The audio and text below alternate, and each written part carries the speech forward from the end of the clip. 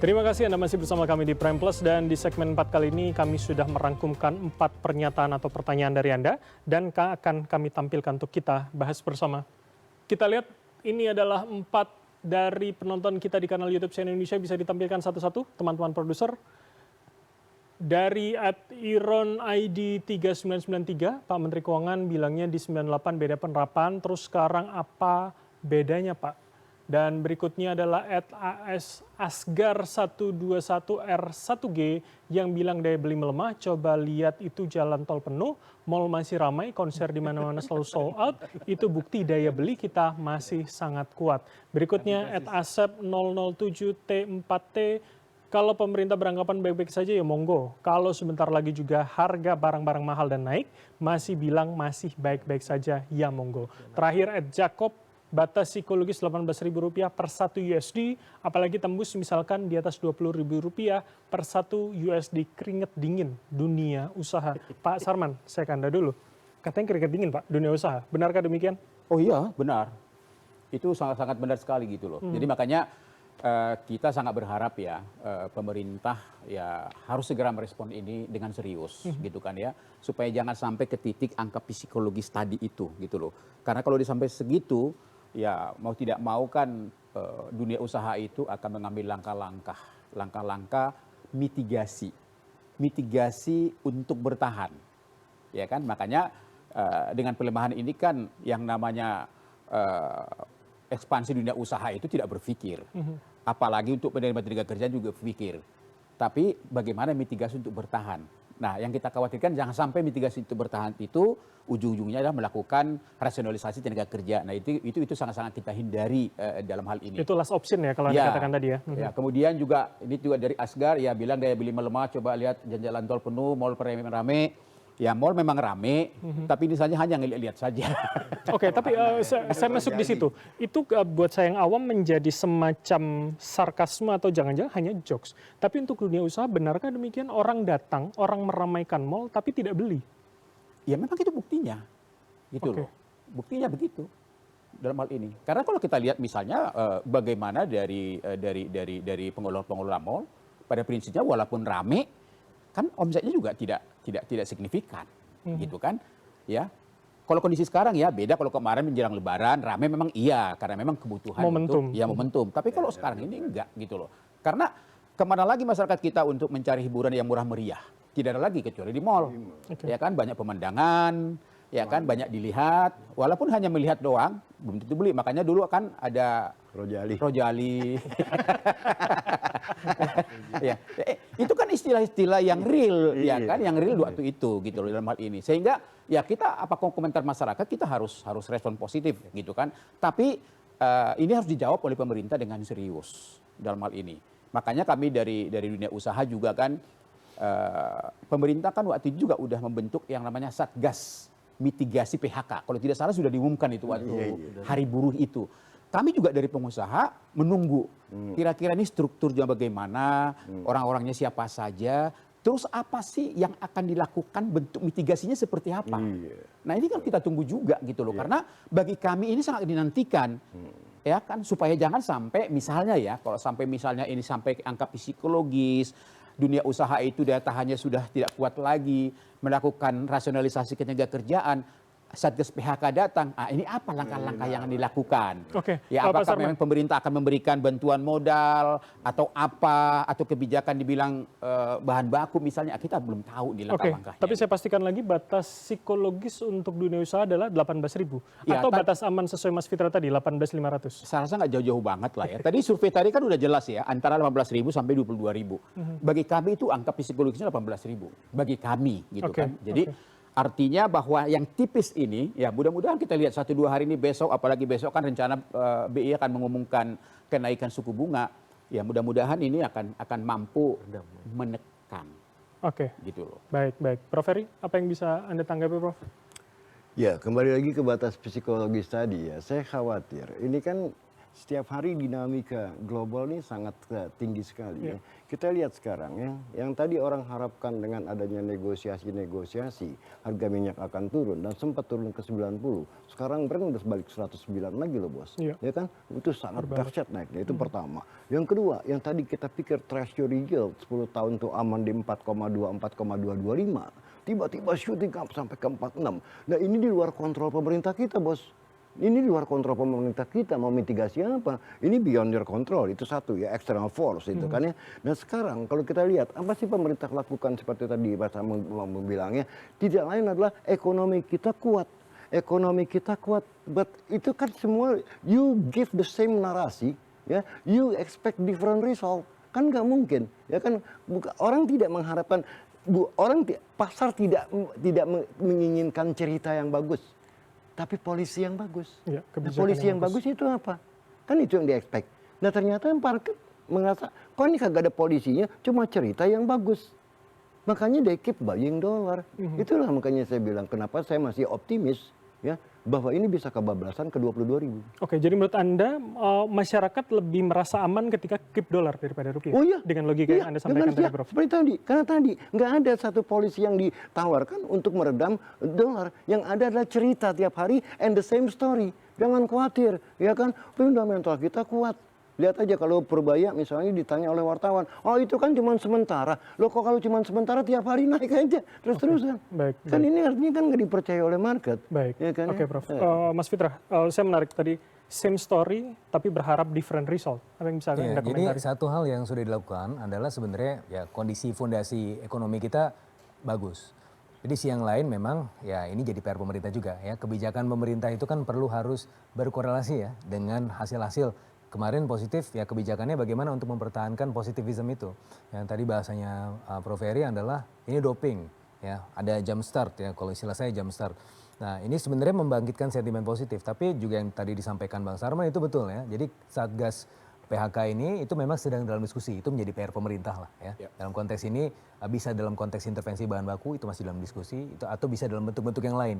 Yang jelas kalau misalnya pengusaha dalam kesulitan, ya pemerintah tidak akan tinggal diam juga, itu yang pertama. Terus yang kedua ya, ini juga menarik ya. Yang mana?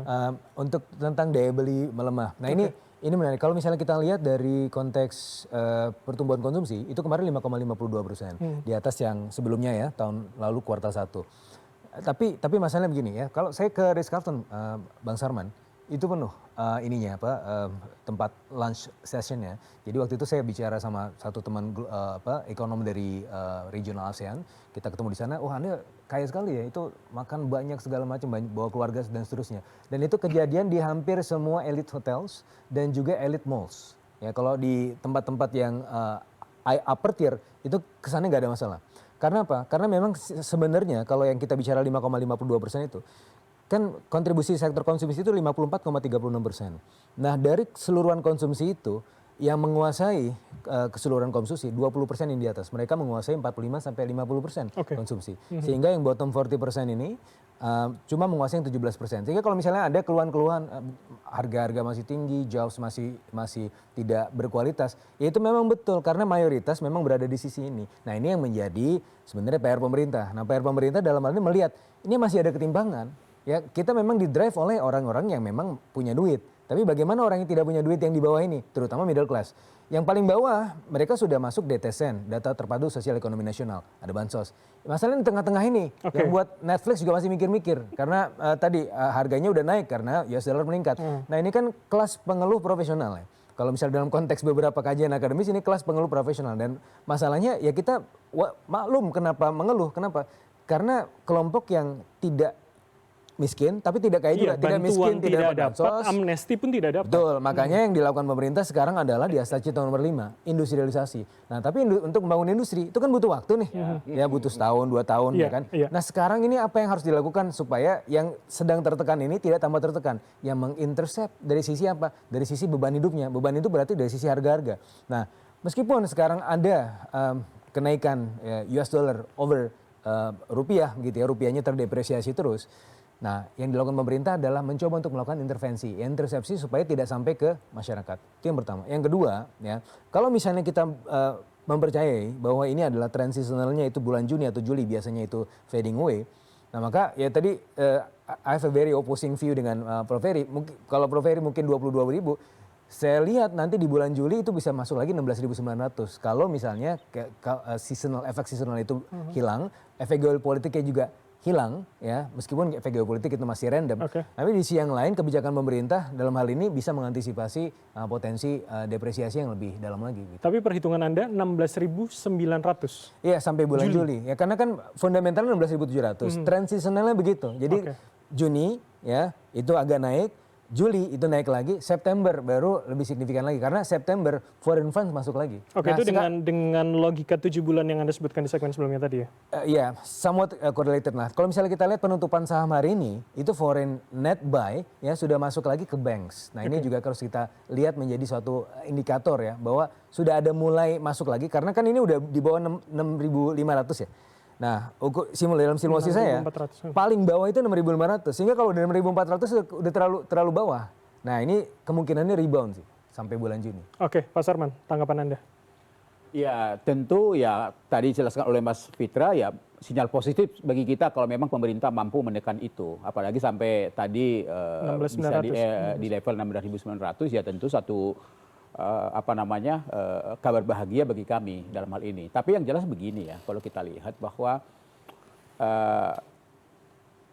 pertumbuhan ekonomi kita ini kan apalagi di kuartal kedua ini kan penuh tantangan, ya kan? Karena tidak ada momentum yang bisa kita manfaatkan, ya kan? Tidak ada. Kalaupun ada kemungkinan besar hanya Idul Adha, kemudian juga mungkin World Cup ya, Piala Dunia ya. Piala Dunia sebenarnya juga ini momentum dalam hal ini. Di luar itu saja tidak ada dalam hal ini.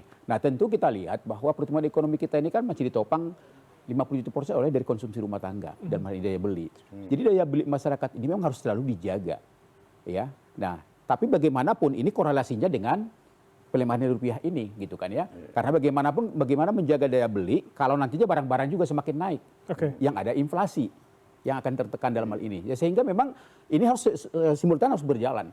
Bagaimana penguatan rupiah, tapi bagaimanapun daya beli masyarakat ini juga harus dijaga dengan cara apa? Ya tentu intervensi pemerintah dengan berbagai program-program seperti ada magang nasional, ya kan, kemudian juga ada padat karya dalam hal ini, kemudian bantuan sosial yang tepat sasaran, tepat waktu kepada masyarakat kita, ya, kemudian juga program yang lain untuk memperkuat posisi daripada daya beli masyarakat kita supaya bisa menopang pertumbuhan ekonomi kita. Oke, baik. Mas Agung, saya minta komentar Anda terutama soal ini Mas, yang baik-baik saja dan ya monggo. Ini apa yang bisa kita baca dari kacamata politik? Ya 3 lawan 1 kalau memang yang Asgar itu positif ya Mas. Sisanya kan saya anggap ini negatif ya. Artinya memang ini nggak mewakili, tapi dari sini sekilas bisa kita lihat bagaimana persepsi dan opini. Nah tadi di awal saya sampaikan ya pemerintahan, politik itu lagi-lagi soal itu. Bagaimana mengelola persepsi, opini, dan ujungnya ekspektasi. Nah kalau misalkan persepsi awal terhadap pemerintahan sebenarnya positif, nah ini kan pengennya terus konsisten positif. Tapi kan situasi hari ini memang sebaliknya semacam itu. Iya oke, eksternal ada, tapi kuasa kita itu ada di internal nih. Bagaimana di internal ya tadi policy-nya, perkataannya, kemudian soliditas timnya gitu, di tim kabinet ekonomi ya. Saya kenapa concern di ekonomi, karena inilah yang menopang elektabilitas presiden dan kepuasan publik terhadap presiden gitu. Dan menurut Anda sekarang tidak ideal? Ya tidak ideal, misalkan di Januari 2 Februari kemarin hanya 35 sampai 38 kepuasan ekonomi, itu kan untuk misalkan presiden ingin melakukan istilahnya gebrakan menuju misalkan 2029 ini bukan modal yang baik. Jadi tim ekonomi harus sadar ini sangat bergantung ya elektabilitas, approval rating, legitimasi pemerintah di tim ekonomi. Jadi ya kalau misalkan saya berharap Pak Purba itu sekali-kali ngomongnya apa adanya gitu loh. Ya ini situasinya, ini kondisinya, yuk kita garap bareng-bareng, yuk kita selesaikan bareng-bareng gitu. Atau siapa lagi misalkan Pak Agus Gumiwang atau siapa lagi mungkin Pak Bahlil gitu ngomong apa adanya, tapi bukan berarti apa adanya itu asal gitu. Tapi ada datanya jelas, tidak lagi salah, tidak lagi bermasalah semacam itu. Pun kalau memang tidak ketiga-tiganya, satu orang spokesperson pemerintah yang kira-kira secara rutin menjabarkan arah kebijakan pemerintah dalam situasi misalkan rupiah kita tidak baik-baik saja. Oke, gitu. Spesifik sektor ekonomi maksud Anda? Persis. Ini penopang benar-benar semua hal. Jadi kalau ini bermasalah, saya khawatir nanti bermasalah semuanya, Mas. Seperti itu. Mas Fitra, tanggapan Anda? Ya itu menjadi bagian dari perhatian kami ya. Makanya kan sejak awal dari bulan Juni tahun 2025 saya di-include di tim komunikasi pemerintah. Ya. Saya ekonom market, ya makanya kemudian diminta juga untuk membantu. Nah, tetapi tentu ini tidak cukup. Ya. Dalam hal ini pemerintah juga sadar bahwa kinerja Kementerian Teknis itu dalam konteks komunikasi itu juga menjadi bagian dari tanggung jawab dari Badan Komunikasi. Nah, ini juga menjadi fokus perhatian berikutnya ya. Jadi tidak hanya kerja ya. Kalau misalnya kita bicara kerja, kemarin juga Pak Presiden sudah melihat ini adalah kerja tim semuanya. Tapi dalam mengkomunikasikan yang baik itu masih PR buat kami juga dan ini tentunya PR buat saya juga karena kalau kita bicara sekarang isu-isu yang paling hot adalah isu-isu ekonomi. Iya, Nah, masalahnya saya cuma sendirian. Nanti diundang CNN, besok diundang kemana lagi, capek, akhirnya hilang, fading away. Nah, jadi dalam konteks ini pemerintah sudah sadar bahwa kita memang membutuhkan juga ya fungsi komunikasi terutama di bidang ekonomi yang signifikan dan dalam hal ini sebenarnya menteri-menteri itu sudah menjalankan peran-peran itu. Ya, nanti ya saran-saran dari Mas Agung, Prof. Ferry, Pak Sarman ya itu semua juga menjadi bagian dari aspirasi yang selalu kita tampung. Oke, tapi kalau kemudian dari segmen sebelumnya Mas Agung mengatakan reshuffle tapi pada Menteri Sektor Ekonomi? Oh, itu saya no comment ya. Itu bukan hak saya untuk menjawab. Tapi dengan logika mengganti orang kemudian mazhab yang akan berbeda? Yang kalau kita melihat begini ya, jadi menteri-menteri itu kan hanya menjalankan apa yang diminta oleh presiden. Visi presiden. Visi presiden. Nah, tinggal bagaimana menteri itu apakah bisa menjalankannya dengan baik. Nah, ini yang menjadi konsiderannya. Tapi apakah siapa yang bisa menjalankan, siapa yang tidak bisa, itu bukan hak saya untuk menjawab. Oke, baik-baik. Prof. Ferry, apa yang bisa Anda tanggapi soal itu tadi? Ya betul, jadi repot. Kalau menteri cuma sekedar, hai bro, you do it, ya kan, oke bos, ya kan, itu kan menurut saya salah, ya kan. Menteri itu harus menjadi masukan buat presiden, what the right policy is, ya kan, bukan menuruti kemauan presiden. Dan saya lihat itu yang berlaku sekarang, makanya tidak percaya ke market kepada rupiah kita, market juga tidak percaya kepada stock market kita, ya kan, currency. Nah itu menurut saya satu yang kesalahan dan itu sifatnya jadinya apa? Kalau mendengarkan bos and you do what the boss says to you, ini komando ekonomi. Ya kan ini udah persis ekonomi komando. Ya udah sama kayak negara Rusia dulu ya, negara komunis ya. Dan sedangkan kita tahu bahwa sebetulnya presiden seharusnya cuma menjadi simbol dan memberikan dipilih menteri-menteri kayak zaman Soeharto. Bagaimana Soeharto memilih orang-orang yang sangat luar biasa, mafia Berkeley, ya kan kita dengar nama Wijayonditi Sastro, ya Sumitro Hadi Kusumo, ya kan Emil Salim, ya dan semua Sumarlin dan tidak gitu loh, mereka tidak mendengarkan Pak Harto, boy you do it, enggak, mereka memberikan masukan kepada Pak Harto, makanya kita berhasil, Anda suka atau tidak suka zaman Soeharto, kita berhasil loh keluar dari satu kebusukan ekonomi akibat warisan Orde Lama dengan 650%. Dan berhasil nih yang namanya teknokrat ini mengangkat pertumbuhan kita dengan rata-rata 6,5% selama 32 tahun. Kenapa? Di-drive oleh teknokrat, ya bukan oleh jongos. Ya, bos bilang do it, ya jongos bilang oke bos. Oke, jadi menurut Anda yang terjadi sekarang bertolak belakang dengan prinsip kepercayaan publik? Oh iya, atau kepercayaan pasar? Iya, pasar tidak percaya karena tadi ini bukan teknokrasi tapi jongosisasi. Ini jongosisasi gitu loh. Sebab apa? Menteri-menteri cuma sekedar asal bapak senang. Oke, Ya, baik. that's it.